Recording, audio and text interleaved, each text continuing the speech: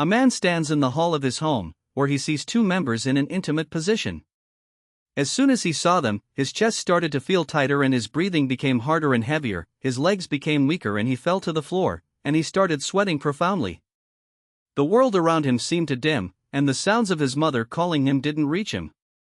There was a sharp pain in his chest, like a jabbing sensation in his heart. They say that life flashes before your eyes just before you die, and it was happening to him now. The man had it tough from a young age. They weren't a well-off family and his father's drinking habit only dragged them down, and he was very abusive towards his family. After the young man reached a certain age, he stood up to his father and kicked him out of the house. By then he was in college but had no money to rent the house. So he quit his studies and started working.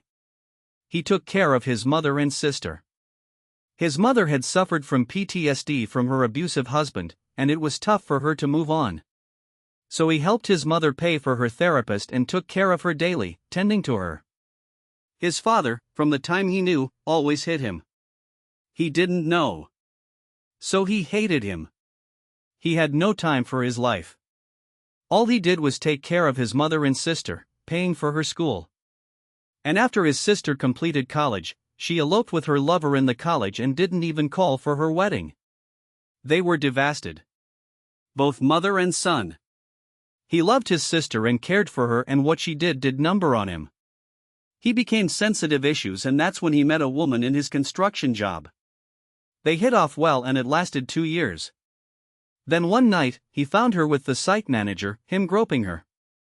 When he confronted her, she said that he wasn't earning well and she needed money. Again, the young man was devastated, and his mother comforted him. He moved on with his life, taking care of his mother and providing for her, as she was the only woman who cared for him. But that was also shattered today as he saw his mother and his father, a man who hated with his guts, sitting in his living room, intimate with his mother. How could she get back with him? How could she allow a man who destroyed their life into their home? The thoughts flashed in his mind. His world started to darken slowly. The mother held her son, calling his name. She could feel his life slip away. She wept uncontrollably. Thomas opened his eyes. Wait, I'm not dead. His vision slowly returned to him. He was lying on a plushy carpet, and before him was a bed and table where 3 figures sat. There were people in the room, laughing. He couldn't discern the voices or the language they were speaking. He moved slowly but realized it was difficult because his body felt heavy. He could tell it wasn't English, but slowly, he was starting to understand as a voice rang in his head. Kalina's blessing is chosen one. Inherited Kalina's will. Power of ascendant obtained. The voice kept ringing in his head. Thomas was still disoriented and couldn't figure out what was happening. Then suddenly, he heard them say, "Hey, look at him, he's still alive." Then another voice said, "Females, I told you he wouldn't die." Another male voice said, "Thank the gods, he didn't die. If not, grandmother will bite me off." Thomas slowly got up. He then looked at the people and the room he was in. It looked like he was in some old Victorian type set. He didn't understand why he was here. As he was starting to wonder, he caught his as he felt a penetrating sharp-like pain. The memories flooded in, a young man's life and his family and how he was tortured to death by these 3 people. The young woman, Ilara, was his supposed fiancée, but she didn't want to marry him. She was also his cousin, which left Thomas baffled. What the incestual fuck? To preserve their bloodline, they have been marrying like this. I feel like I was in a famous series from my previous life. So he was pressuring him to cancel the marriage, and the other 2 males were his brothers. Thomas was now inheriting the body of a young man named Joltar Kaleshar. The Kaleshar was a clan of magic swordsmen. There are powerful clan which holds a strong foothold in the entire empire. The family had a stronghold as the fierce and domineering presence. Of the 2 who are present, one of them is his elder brother Oramus, and the other was the son of a concubine, Tolian, who was closer to Oramus. They have been picking on Joltar simply because they felt like it, and Joltar didn't have magic like other children, and it only made them act more. He only practiced sword fighting, but that hasn't gotten him anywhere. So, no one in the family looked at him or cared about him. He even lived in the small single-room house behind the family's estate. They always come into his room to drink and bully him. Today, they had gone extreme and hit him on the head, which killed him. And that's when Thomas came into his body. He had heard about reincarnation, but he didn't think he could get one himself. He looked at his hands and his body. Jolter's body was frail. He could see the calluses on the hands from long sword practice. His previous life had been a mess, he only cared about his family and neglected himself. And here, Joltar had been working so hard to get acknowledged by his family. In a way, they were both the same. He thought as much after seeing his memories. Feeling Joltar's emotions, he clasped his hands. He thought for a long while, thinking about what to do next. He had decided that he would make Joltar's dream come true, and he wouldn't live for anyone but himself. He had come to terms with this new reality. He decided to be Joltar. Thomas had died, and he was now Joltar. His new life had just begun. He would get revenge on this family and the people who tormented the boy all his life, and he will leave for it. Thomas felt those memories like he had lived them again. While he watched them, he related himself to the boy, and it made him more invested. Sigh. Even in this life, it seems like I have to live a hard life again. Damn, goddess. After they all left, Joltar stood alone in the room. First of all, he needs to leave this house. From his memories, he remembered a conversation he had with his grandmother in which she mentioned a book belonging to a man, his ancestor, who was revered as the Sword King. He didn't understand why she suddenly showed up and talked to him, but Joltar was thankful and now found a way. Joltar seemed like he was preparing to leave, but that's when they came to meet him. Joltar's life came to an abrupt end. The book she mentioned was in the Stormhold Keep, a place where the clan members held training in previous years. But right now, no one was at the keep. Every one of them had already finished training. Joltar left the family house and left for Stormhold Keep. As there were variables like swords and magic, he could train with them, but he didn't have a talent for magic, so Joltar had practiced swords for many years and was very knowledgeable with swords. It took him 3 days to reach the keep. Fortunately, no one questioned his arrival as he was the child of the Kaesler clan. The Stormhold Keep was stretched over a 1 acre of land, but the structure was tall and had plenty of rooms, and it had grounds for training. He settled on the first and took a rest as he was tired from the journey. The next day, he started searching. He found the book after searching the library in the keep. It was hidden deep inside the library in the place where his grandmother had mentioned. He spent a few days reading the book, and then he concluded that first he needed to prepare his body. Joltar was too weak and lean. The book mentioned that to prepare one's body and mind were the first essential things a swordsman must do. It was the basic. Later comes the sword training. The book mentioned the levels and flow in which one should practice the sword to master it. It was like Tier 1, basic level, Tier 2, advanced levels, Tier 3, intermediate levels. Every tier was described in detail with figures of the swordsman holding the sword and the stance and postures. He threw himself into this training with fervor, getting up early in the morning each day to run, stretch, and perform countless repetitions of bodyweight exercises.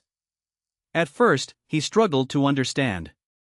He was just a construction worker, he didn't know much about the swords and all. He watched movies or TV in his free time but never read novel stuff or anything related to this. But he wasn't about to back down. Once he sets his mind on something, he won't be able to stop himself until it is done. It was like when you found your favorite game, you would sit all night to finish it. The idea of a sword and training with it was exhilarating, and the profoundness in the book really made him fantasize. Whoever wrote, they must have really loved the sword. He practiced following the book's guidance for a year. He was now 15 years of age, and lately, he had been interested in swordsmithing. It piqued his interest. He was content that the book showed the guidance he required for the training, but the book didn't have any sword techniques. To progress further, he needed a sword technique. In the book, it was mentioned that the ancestor who wrote it left his sword on his tomb, and whoever was eligible could pull the sword off his tomb. He mentioned that there was a technique inside his tomb. The mentioned tomb was in their cemetery, back at the Stormhold Keep. He went to the cemetery and searched for the tomb, and while he was searching, he found a room. He entered the room, and as soon as he entered, darkness engulfed him. He couldn't see anything. So he brought a lantern and went in. There were a lot of stone tombs around. In the dark, he could make out rectangular long tombs all over. As he wondered, he saw a large tombstone which was white and different from the others. On top of the white tomb, there was a sword. A long, rusted sword plunged into the tombstone. Joltar felt like the sword was calling to him, and he involuntarily moved to the tomb. As he reached the tomb, his hand moved and touched it. As soon as he touched, like a magnet, the sword clutched to his hand. The next second, the white slab on the tomb broke. Then a skeleton was revealed. On top, there was a book. He took and read the name as the Sword of Chaos Bane. Thomas will be addressed as Joltar. Joltar POV. Months passed, and I was starting to see the effects of my training. I changed my diet, eating fried meat. I have to say, they have the best cooking in the keep. My muscles started to swell, my stamina improved, and I moved with a newfound grace. But physical preparation was only the first step. The staff at the keep were friendly. They were sympathetic towards me.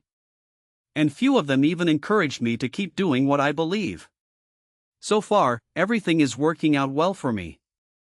I guess the goddess did some work, thought whoever sent me here, doing the patchwork for me.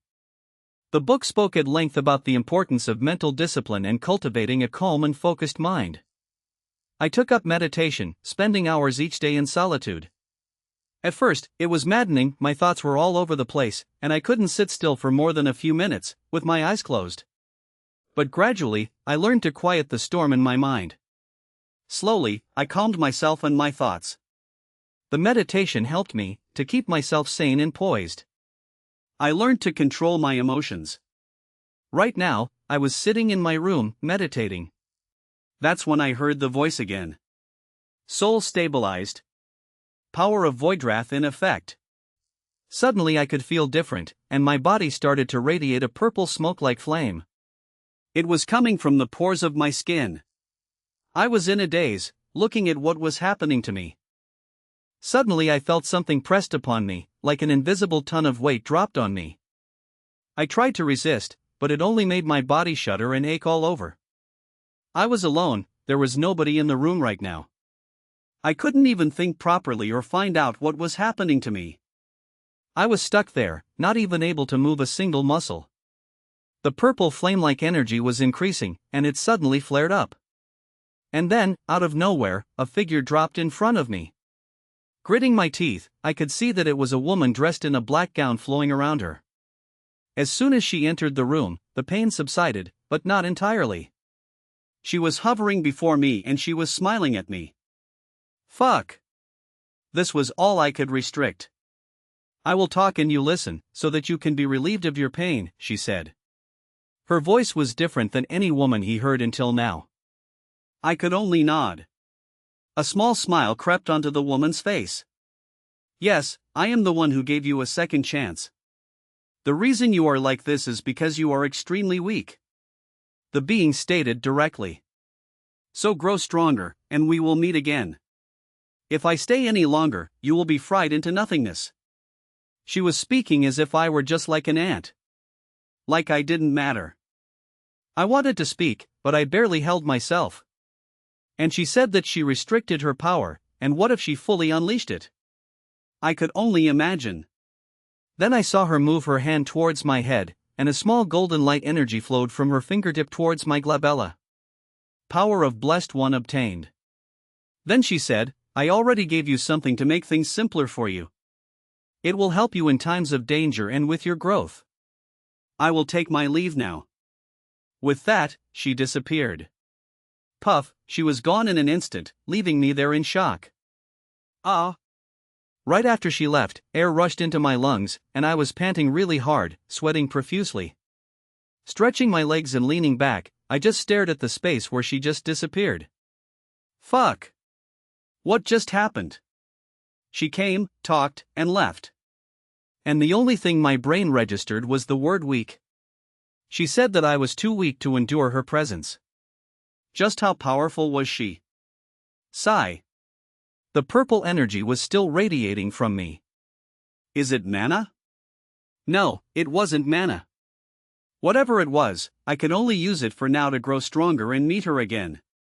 That day, as soon as she left, I made my way to the library, eager to understand more about the gods of this world and the elusive goddess Kalina. My search was fruitful. After scouring shelves and skimming through ancient tomes, I found a passage on her. Kalina, the goddess of life and death, stood as one of the most revered beings in the gods' realm. She was the wife of Xerius, one of the three great gods, and was rumored to possess strength surpassing all other gods. This discovery only deepened the mystery. Why would a goddess of such power have any interest in me, a mere mortal? The question lingered in my mind as I dove further into my reading, determined to uncover everything I could about this pantheon of gods. Apparently, there were 13 pantheons, each ruled by its own set of deities, with the primary power structure resting in the hands of three great gods, Xerius, Crarius, and Bramius. Xerius, as the lore described, was the strongest among them, ruling from the gods' domain, a mystical realm high above the world of mortals. Below their domain was our world, the Midlands, and below that lay the netherworld, ruled by the god Axdal. Within the gods' domain, there was a hierarchy. Directly below the pantheons were the deities, overseen by their king, Inadris. Inadris' tales, in particular, were colorful, to say the least. One story spoke of him descending to the Midlands to seduce the wife of a powerful sage, a fairy princess with immense beauty. A battle erupted between the sage and Inadris, and, against all odds, the sage managed to defeat him, as the sage held Xerius's blessing. Humiliated by his loss, Inadris devised a deceitful plan. He disguised himself as the sage and returned to seduce the fairy princess once more. She, unable to distinguish between her husband and the impostor, welcomed him into her embrace. When the sage returned and found them together, his fury knew no bounds. In his wrath, he cursed his wife, declaring that she would remain eternally young yet forever roam the Midlands, unable to return to her fairy realm. She would live an endless life, cursed to see her loved ones age and die while she stayed the same. I continued reading, fascinated by the numerous tales of gods and their flaws. Despite their powers, these beings were not free from weakness. Infidelity, jealousy, vengeance, these traits permeated their stories as much as they did human lives. Inadris, particularly, seemed to have a reputation as a player. Countless tales described him pursuing queens, wives of kings, and other women of exceptional beauty throughout the Midlands. Many of these unions resulted in offspring known as demigods, mortal children with divine blood coursing through their veins. These demigods were said to be remarkably strong, blessed with heightened abilities that set them apart from ordinary humans. Legends claimed that when a demigod accumulated a certain level of divine karma, acts of valor, selflessness, or wisdom, they could transcend the mortal plane and ascend to the deity realm, where they too might attain the rank of a deity. Sitting amidst these ancient texts, a new thought struck me: even gods, with all their might and splendor, wrestled with desires and shortcomings just as humans did. Perhaps their power did not exempt them from the very flaws they so often inflicted upon mortals. As the days went by, one day, the patriarch of the family visited the Stormholm Keep. He arrived with a group of his knights. There were about 30 of them, I think. Of course, he didn't know I was there or that anyone in the family knew I was there. I didn't get to see him, nor did I care to see him. Previous Joltar longed to be recognized by his father. He wanted badly to stand in front of his father and look him in the eye. He knew from the memories. I didn't understand how one could never care for their children. Even dogs would fight back if anything happened to their pups, but these people never even cared about him. Well, I can't talk much about mine. Ha! Too much of this sighing these days. I will too feel today. Right now, I was sitting in the stands of the training grounds. I didn't when he came, but Oramus was standing before. What now, I thought. Oramus smiled at him and said, "So, this is where you have been hiding. I thought you ran off or something." I didn't reply, just stared at him. Sometimes, it was best to stay silent. And now it was that time. I couldn't really do anything to him, nor was I stronger than him. "Hey, I am talking to you." When he stepped closer to me, someone called out to him. Oramus. Then I saw another young man, if I could remember correctly. It was his third older brother, Davis. He didn't bother to look at me and told Oramus to come. Then Oramus quickly hurried over to him, and then they both left. Oramus glanced at me before he left. Little bastard, I felt like smacking his head. It seems like the patriarch had come with his whole family, but not him. They didn't call him or want to meet him. They stayed in the keep for a half day and then left. I was standing on the walls, watching them leave. The patriarch sat in a carriage, so I couldn't look at him. I had reached what the book described as an intermediate level of skill. But I hungered for more. The basic techniques I'd learned were a solid foundation, but I knew there was so much more to discover about the art of the sword. As mentioned in the book, to become one with the sword, it's what intrigued me. To feel the metal, to feel it as an extension of your body. To understand the essence, I even started swordsmithing. To my own luck, the training grounds had a swordsmithing workshop. Then it struck, why not make a sword for myself? This mysterious power inside had been a great boost to his sword practice. It was like adding fuel to the fire. But I need materials for making a sword. The majority of swords were made from carbon steel or some alloys. Some of them are made from steel too. But I felt like these swords wouldn't hold against the power of void wrath. I don't know a lot about sword making, but I had a lot of time on my hands. Other than training and reading, I haven't got much to do. But it sure was peaceful here, without any technologies around me. It was weird at first, but after I had started training, it didn't bother me much. Back then, when I was working in the construction field, there was this man who talked a lot about katana. He had a hobby of making them, and he sometimes even brought them to the site. Everybody was so mesmerized by his craftsmanship. From what I know, high carbon would be an ideal metal. And there was titanium with its corrosion resistance. So, I asked around the smithing workshop. For reference to the material available in this world, I even went through a set of books. Perks of a rich family library. After a day or two, I found something, the metal ore called drytrium, a very rare metal ore. Though it had the properties I was looking for, it has its downsides. It was denser than other metals, and it was very hard to extract the metal from the ores. The process of melting and molding involved a very complex method. Also, I had to find the ore first, as it wasn't available, like vegetables in the market. Suddenly, I thought of the goddess. Maybe she would help me. Ha! Sighing, I got up and left the library. 2 weeks later, Joltar was now riding towards the sunset, until finally, he arrived at a lone barren mountain situated west of the Stormholm Keep. The mountain rising from the flat, desolate plains looked no different from an uninhabited island in the middle of the ocean, except that the rust-colored rocks emanated an unearthly, sinister aura. Young master, do you really plan on living here? Colinus felt terrible at the thought of leaving Joltar alone in this desolate place away from the keep. Colinus had been the man taking care of the keep for years, and he had received Joltar when he first came to the keep. Colinus was an old man and a gentle soul. He felt really bad seeing the state of Joltar when he first arrived. And he was the one who helped him with proper meals for Joltar all this time. The sight of Joltar's muscular form now, he was feeling content. He didn't understand how the clan could not care for such a dedicated boy.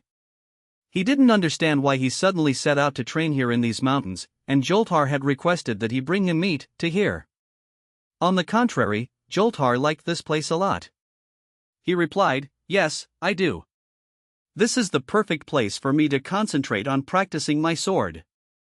Joltar forged a sword, made from tungsten, a very dense and heavy sword, but Joltar preferred it. Though it looked lean, its sharpness can cut through any metal, and he also embedded the mysterious chi. He took the idea of katana and made its one side sharp and kept the other side flat. The blade was a meter long with a 3-inch width and a half-inch thick. The ones who helped said that it would be very heavy and brittle. He wasn't bothered with the weight of the sword. He wanted to make a flawless sword. Under the guidance of the smiths, he added an alloy to make up for the limitations, and the chi also helped a lot. Though the process of making would have been hard if not for the magical runes used for heating. The metal required a lot of heating to mold and shape it. If Jolthar's friend from back then was present, he would have jumped in joy seeing the sword. If there are any problems with living here, it would have to be the difficulties in securing living necessities. I'll have to depend on Colinus's seasonal visits for that. Uncle Colinus, I know this will be hard on you, but would you mind continuing sending me supplies regularly? Oh dear. Please don't say such things, young master. Taking care of you is my duty. You shouldn't worry about me and focus on sword training. Joltar smiled and said, "Thank you, uncle." However, instead of making Colinus feel reassured, Joltar's smile only ended up making him feel even more guilty. Joltar looked up at the giant mountain before him. I won't go back until I cut this mountain, Joltar muttered to himself. After Colinus had left, Joltar carried his luggage into a cave on the side of the mountain. The naturally formed cave was wide and deep, perfect for his living and training needs. When he was done moving his luggage, Joltar did not rest. Instead, he piled up a stack of large rocks into a certain shape, then headed to the bottom of the mountain and filled up a sack with soil. He drew some water from a crack in the rocks near the cave and mixed it with the soil to form clay. He then used the clay to fill the cracks in between the large rocks that he had piled up. Just like that, a week later, Joltar finished making himself a gigantic furnace 3 times the size and thickness of the one in his old smithy. The reason for this large furnace was that there was no firewood available near mountain. He'd be able to find coal in the mountains. The flames created from burning coal were far hotter than those created from firewood, so he needed a furnace that could handle much higher temperatures. 2 days later, after searching around the mountain, he found a location where he could mine a black rock that matched the description of coal. Another one of his perks of the reading. Phew! Joltar observed the white-orange hot flames in his new furnace. The heat spreading out from it was so intense that it was hard to breathe even far away. He tossed several chunks of iron ore into the furnace. He made the furnace to pass his time by smithing. It also helped him keep his mind off things, to stabilize his mind. Phew! Joltar took a deep breath and looked up at the blood-red rock wall in front of him. It was the largest cliff face, being 400 feet tall and 600 feet wide. It's like a giant among giants is looking down at me, like nature's majesty and supremacy are aiming to crush my spirit. This wall is the backbone of the mountain, and the red coloration is its blood. From now on, you will be my opponent. In his hand, Joltar held a new long sword that he had spent his months forging. The sharpness of its blade could be discerned from the way the steel glinted in the bright sunlight. He had other ideas of making a long sword. For that purpose, he had built the furnace. From his ancestor, he learned that he had to develop a sword aura. The aura was very unique and was a big step into becoming a swordsman. Joltar spent most of his days concentrating on his aura. The biggest hurdle for Joltar was very hard to obtain. To develop a deep bond with the sword. Train with the sword to synchronize the wielder's movements and intentions with the sword's abilities, enhancing its effectiveness. And the next thing was the sword intent. It was something that made the swordsman differentiate from the regular swordsman. The intent is the will of the individual wielding the sword. The sword's intent often reflects the wielder's purpose or will. The sword's abilities or powers might align with the wielder's emotions. A sword wielded with calm resolve might be more precise and controlled, while one wielded with rage might unleash more chaotic and powerful attacks. The more attuned the wielder was to the sword's aura, the more powerful and effective the sword became. He poured his purple energy into the blade, and the blade hummed in response. This was the sword acknowledging his purple energy. While maintaining the chi in the blade, he closed his eyes and recalled the forms of the Sword of Chaos Bane. The form involves the 6 forms of Chaos Bane, in an order of their power and range. Joltar went through the 6 basic forms of the Chaos Bane in his mind. Eclipse Slash, Crescent of the Void, Phantom Curve, Chaos Resonance, Bloodweight Cleave, Starlight Doom. They were the 6 forms of the Chaos Bane. The whole bundle of the book contained a detailed description of the forms, and Joltar took his time reading and memorizing them. And now it was time to put them to use and perfect them.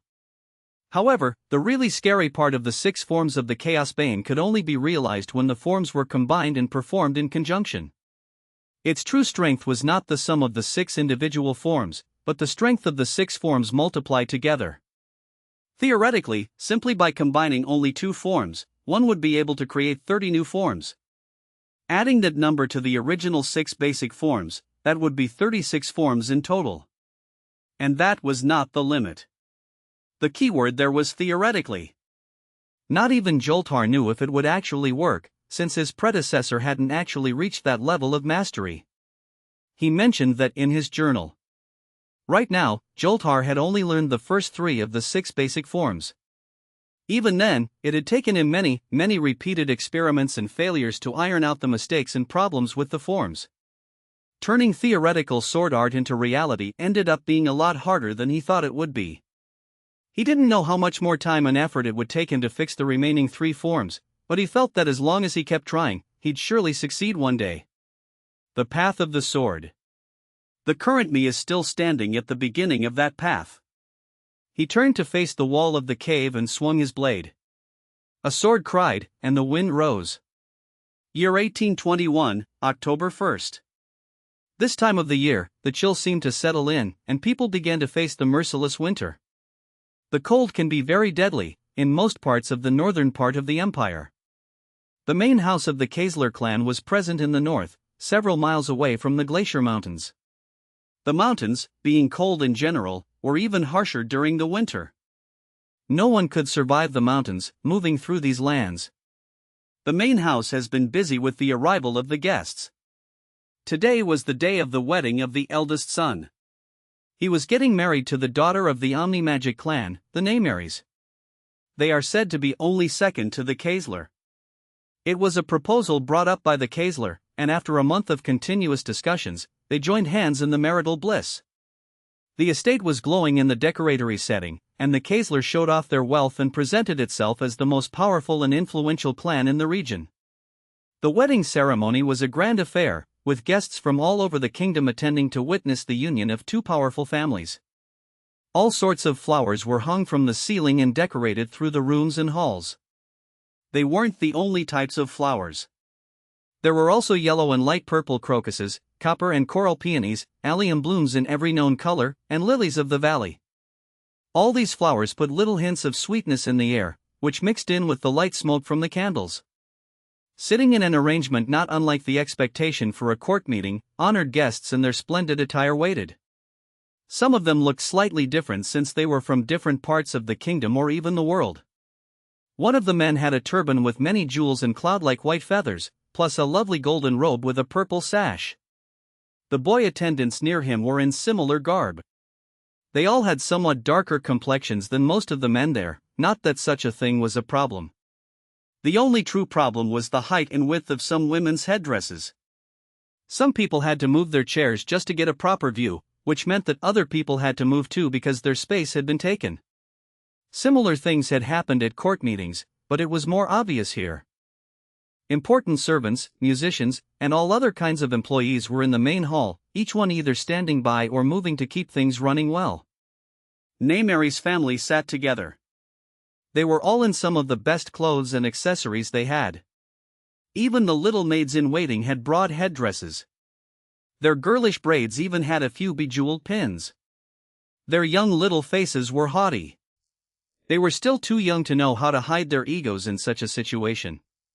It was as if they'd forgotten that they weren't the only ones looking important. Horns, drums, and bagpipes were suddenly played in a short, announcing tune. In the center, from the main doors, the patriarch of the Kaisler clan arrived. A few steps behind him, each holding a box plated in gold, were his squires. The patriarch was wearing a long gown with sleeves that fell a significant length past his hands. There was even a wing-like shape. The warm weather didn't matter. The gown was in a base of black, the deepest black. There was lush embroidery, which would have taken a very long time to complete. Costly indigo threads, outlined by gold, formed flowers and fruits. A heavy belt of golden squares and large jewels was around his waist.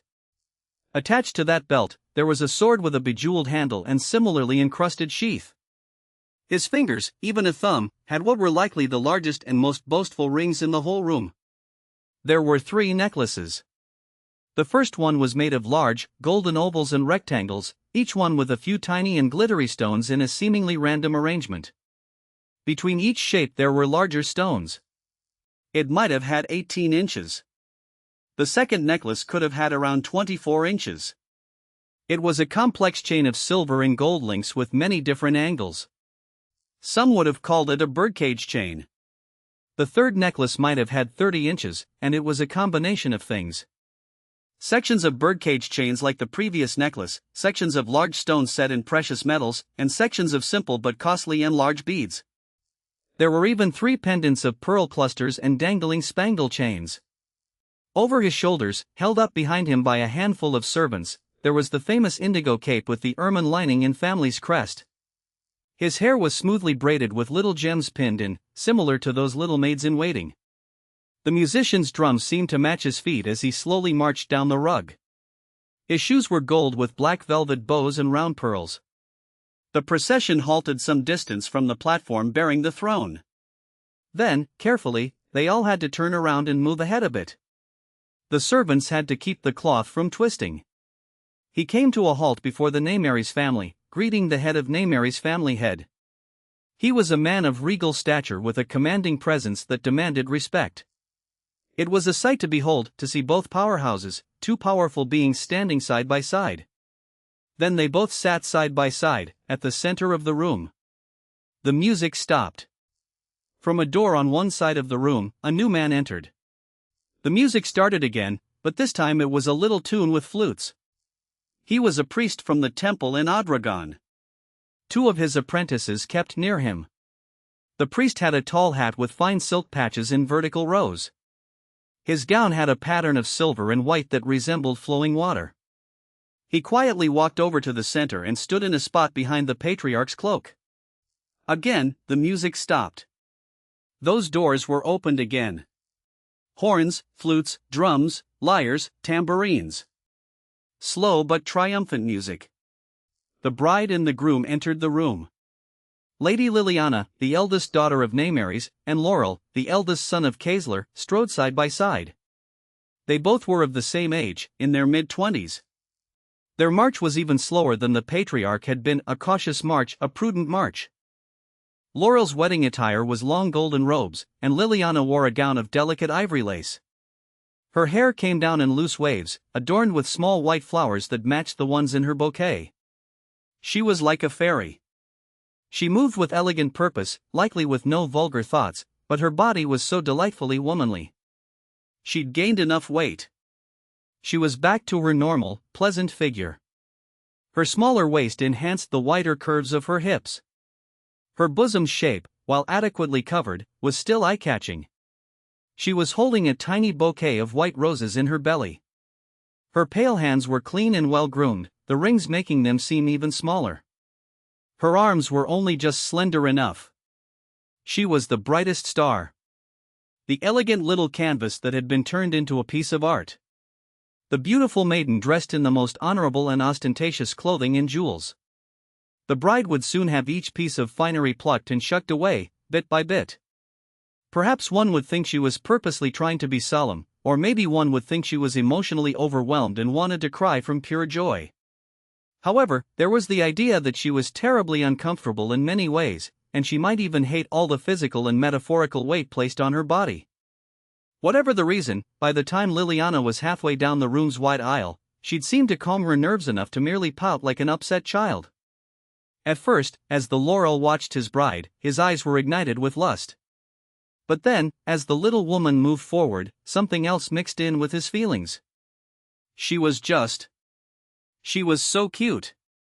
She was like a sad little baby puppy. She was a soft, whimpering little puppy with pale blonde fur and big, pretty eyes. She was the most darling little thing on this planet, and he knew he had to appreciate that. He almost grinned. But something hid away any desire to grin.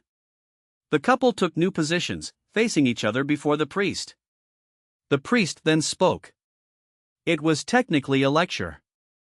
Unity, loyalty, peace, and honor. Those sorts of things were promoted.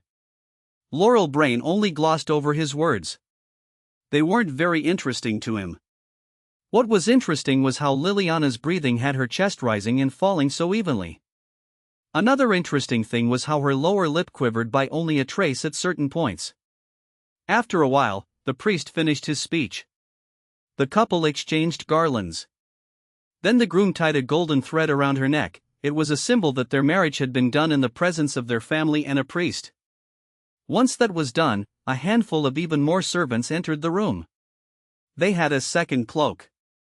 It was long and black with gold and silver colors. The lining and trimming were the beloved ermine fur. Those servants helped to put this cloak over bride's shoulders. Laurel took Liliana's hand, and they faced the audience. Polite applause greeted them. Then music followed them as they marched down the aisle. The cloaks were removed before the feast began in the dining hall. It was a room ready for the grandest of celebrations. Temporary panels of painted wood had been attached to some sections of the walls. They had lovely images of people, animals, forests, mountains, and even ships at sea. Floral and cloth garlands were hung around. So were banners and flags. The new bride sat down beside her husband for the first time in this hall. She was reserved, barely ever speaking a word, almost never meeting anyone's eyes. No perfume could be found on her. Laurel couldn't even smell her bacon-scented hair, which made sense. It was all wrapped away and covered. First, food was served. It had to be. Nobody wanted to be hungry and waiting during the gift showing. After that, it was time for the gifts. It was a long process. All kinds of things were presented to the new couple. Then music and dancing. The first set would be left for the couple alone. For a minute, the performance was somber. Laurel had a calm expression. The guests took their turns dancing. It was a loud, dynamic scene. Hired performers had to put on a show after that meal. Young maidens with loose, dark hair. Their bellies, arms, and legs exposed. Their clothing was barely clothing at all. Even their feet were bare. Their smooth, dark complexions were magnificent. Their red painted lips were tempting. Their dancing involved interesting, if not outright vulgar, movements in their hips and bellies. Liliana's face pinkened. Once the performance was finished, the dancers all got to their knees and curled over, prostrating themselves. Then, their heads down, they shuffled out of the room with their musicians. The sun was setting. It was time for the merriment to end. The Sylvan Enclave, Laurel murmured, his brow furrowing. What business brings them here so early? Liliana shivered, and not from the cold. The presence of the elves could mean many things, none of them simple. Perhaps they've come to offer their blessings on our union, she suggested, though her tone betrayed her doubt. Laurel's laugh was without humor. The Sylvan Enclave does not concern itself with the marriages of humans, my dear. No, they're here for something else. A sharp rap on their chamber door startled them both as if on cue. Liliana clutched the blanket tighter around herself as Laurel called out, "Who goes there?" "My lord, my lady," came the muffled response, "your presence is requested in the great hall immediately." "It's a matter of utmost urgency." Laurel and Liliana exchanged a look of concern. Their moment of peace had been all too brief. "We'll be there shortly," Laurel replied, already moving towards the pile of discarded clothes from the night before. As they dressed hurriedly, Liliana couldn't shake the feeling of unease. She fastened the last button on her gown, a creation of finest silk in the deep blue of her family's colors, and turned to her husband. Laurel, now clad in the black and crimson of House Kaesler, cut an imposing figure. He reached out and cupped Liliana's face in his hands.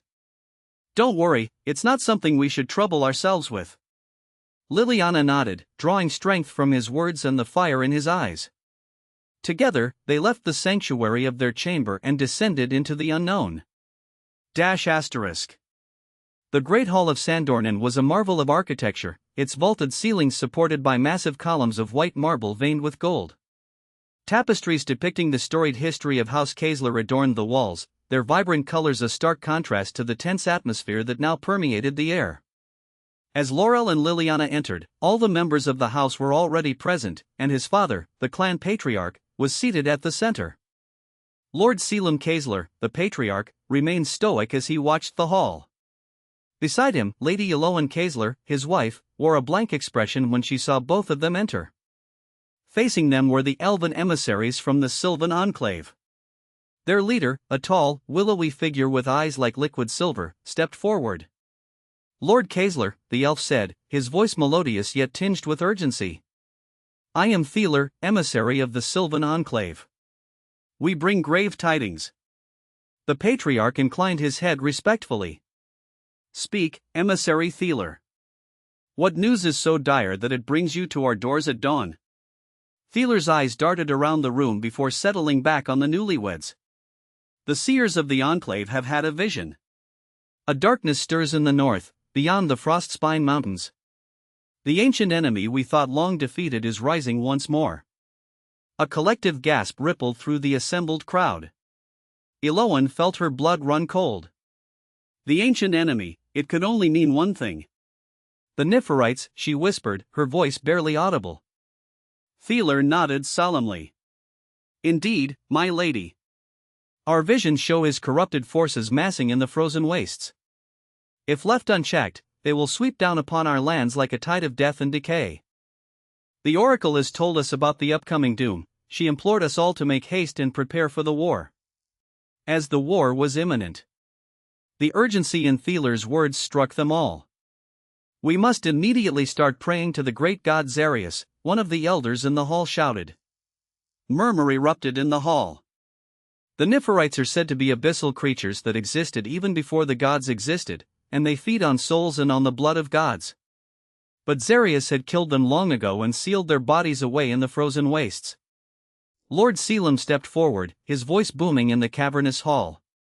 This is grave news indeed, but why bring it to us?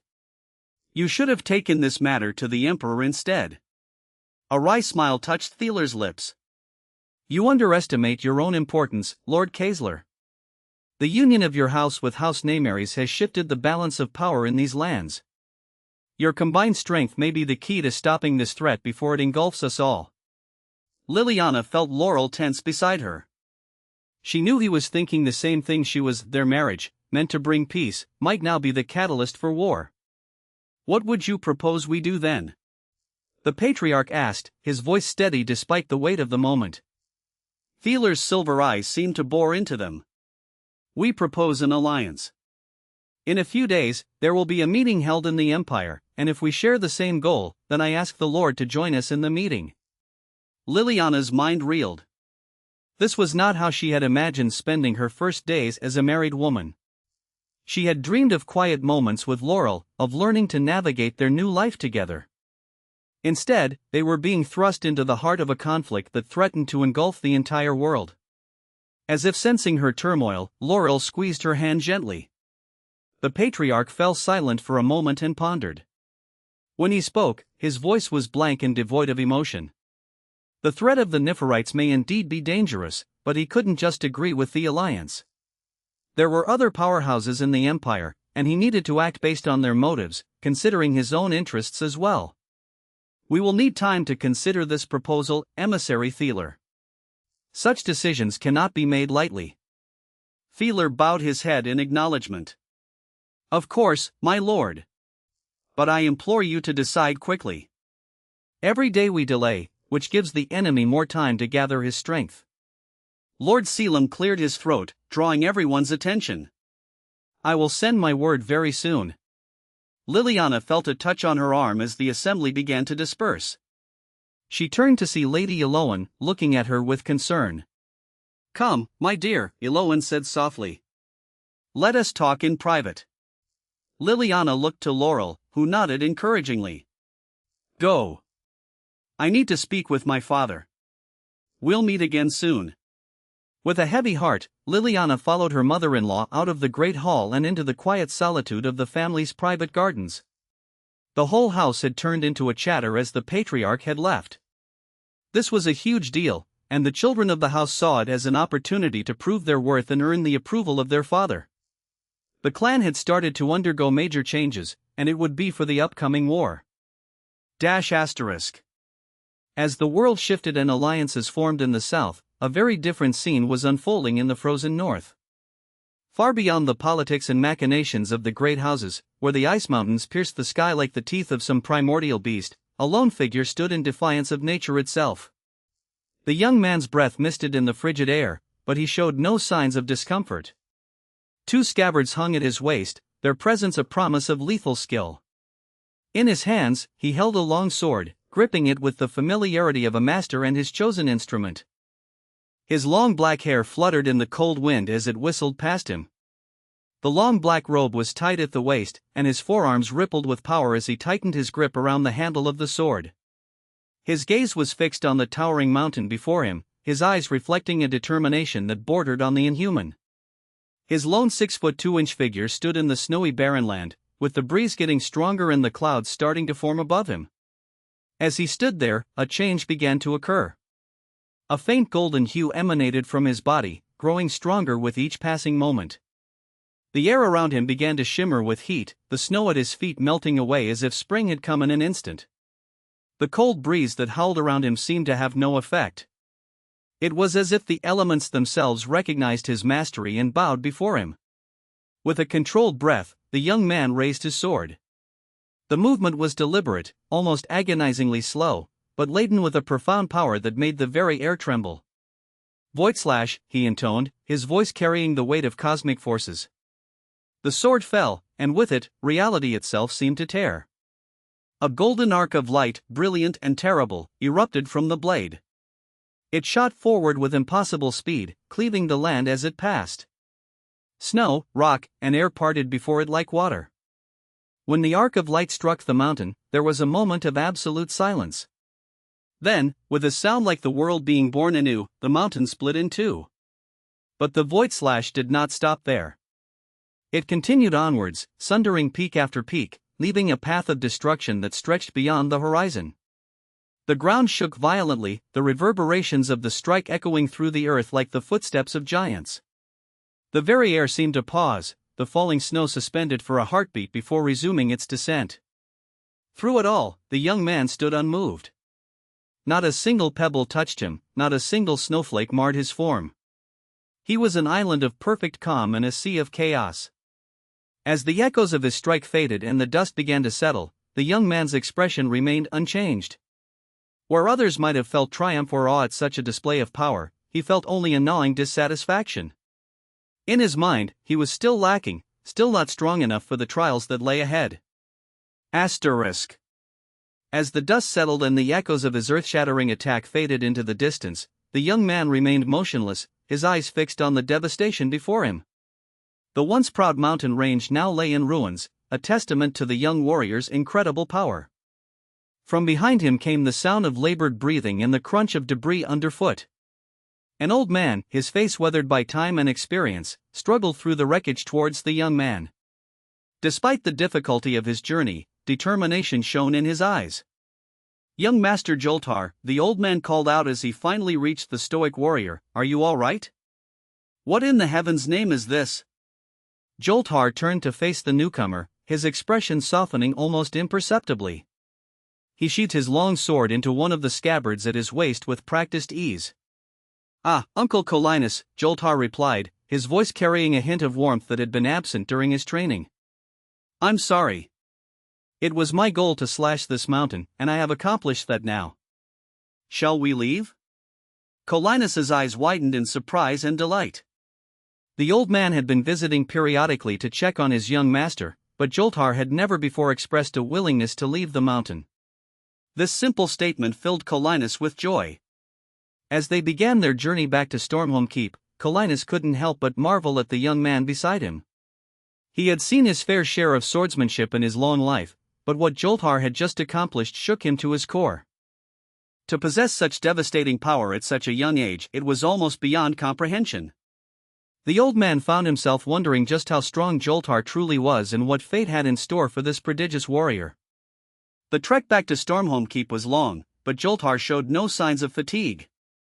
If anything, he seemed energized by the prospect of returning to civilization after his self-imposed exile in the mountains. Asterisk. In the thick forest near the Stormholm Keep, a few miles from the keep, the dense forest was alive with the sounds of desperate flight and relentless pursuit. Leaves rustled and branches snapped as a woman in her 30s raced through the undergrowth, a 5-year-old child clutched tightly to her chest, her hands held the child tightly to herself. Her breath came as frantic and her face pale, and she was exhausted, but she never stopped. Blood stained her clothing, evidence of wounds sustained during her frantic escape, yet she pressed on with grim determination.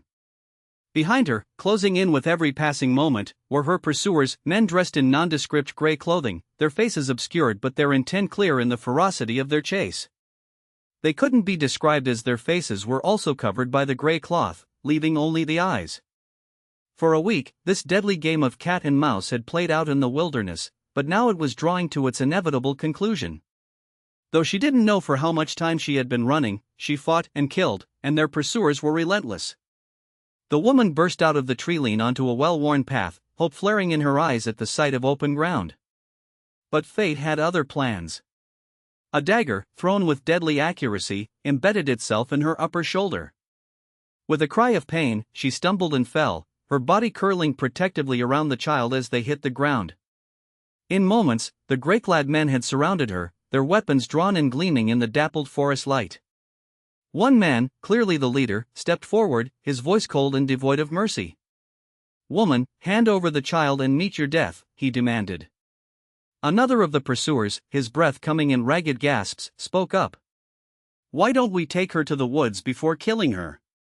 She made us chase for a week, and we've been stuck in this place for days." The leader's response was swift and harsh. "Shut up. Don't you understand we're already late?" Despite her injuries and the hopelessness of her situation, the woman's resolve remained unbroken. "I won't give her up," she declared, her voice weak but unwavering. "Even if I die, I won't." "Then die," the leader snarled, raising his sword for the killing blow. But as the blade descended, it met unexpected resistance. The clash of metal on metal rang out, and suddenly the air was thick with an overwhelming aura of power. The gray-clad men stumbled backward, their eyes wide with shock and fear. Standing between the fallen woman and her would-be executioners was a figure that seemed to have materialized from thin air, Joltar, his long sword unsheathed and pointed directly at the aggressors. His eyes, usually calm and detached, now burnt with a cold fury. The leader of the gray-clad men found his voice first. "Who are you?" he demanded, unable to completely mask the tremor in his voice. As he watched the young man before him, there was undeniable oppressive force emanating from him that made him be wary of Joltar. Joltar's response was cool and measured. "I could ask the same." Frustration warred on the leader's face. Finally, anger won out. "What are you watching?" he shouted at his men. "Kill him." As the gray-clad assailants readied their weapons, Joltar's grip on his sword tightened. The air around him began to shimmer with that familiar golden hue, a silent warning of the devastating power he could unleash at any moment. Behind him, the wounded woman watched in awe, clutching her child closer. She didn't know who this young warrior was or why he had intervened, but in that moment, he represented her last, desperate hope for survival. The forest fell silent, as if holding its breath. The gray-clad men hesitated, their earlier confidence evaporating in the face of this unexpected threat. Joltar stood unmoved, a living barrier between innocence and malevolence. He couldn't just stand by when an innocent child and woman were getting killed. The forest clearing crackled with tension as Joltar stood, an immovable barrier between the wounded woman with her child and the gray-clad assailants. The cold wind whipped through the trees, carrying with it a sense of impending violence. Joltar's eyes focused on all the gray-clad men surrounded. It was the first battle, ever since he started practicing. A faint smile crossed his lips, as he couldn't wait to see his results of training all these years. The leader's command to attack hung in the air, a silent challenge that neither side seemed eager to answer first. Joltar's eyes narrowed, his keen senses picking up subtle shifts in the attackers' stances. They were coordinating, preparing for a synchronized assault. His grip on his sword tightened imperceptibly. "Last chance," Joltar said, his voice low and dangerous. "Walk away now, and you may yet live to see another sunrise." The leader's response was a harsh, guttural laugh that seemed to emanate from somewhere deeper than his throat. "You have no idea what you're dealing with, boy. Kill him." In that instant, the clearing exploded into action. 3 of the grey-clad figures lunged forward simultaneously, their movements unnaturally swift and fluid. Jolthar's sword flashed in the dappled sunlight, meeting the first attacker's blade with a resounding clang. Sparks flew as he deflected the second strike, twisting his body to avoid the third. The air around Joltar began to shimmer with a golden hue, the first manifestation of his void wrath power. As he parried and countered, each movement became more fluid, more precise, as if the very fabric of space was bending to accommodate his will. One of the attackers overextended, and Joltar capitalized instantly. His blade sang through the air, cleaving through the grey cloak and biting deep into flesh. But instead of blood, a thick, black ichor oozed from the wound. The attacker stumbled back, its mask slipping to reveal a face that was decidedly inhuman, pale, waxy skin stretched tight over sharp, angular features, with eyes that glowed an unnatural violet. Ninthrals, Joltar breathed, recognition and disgust mingling in his voice.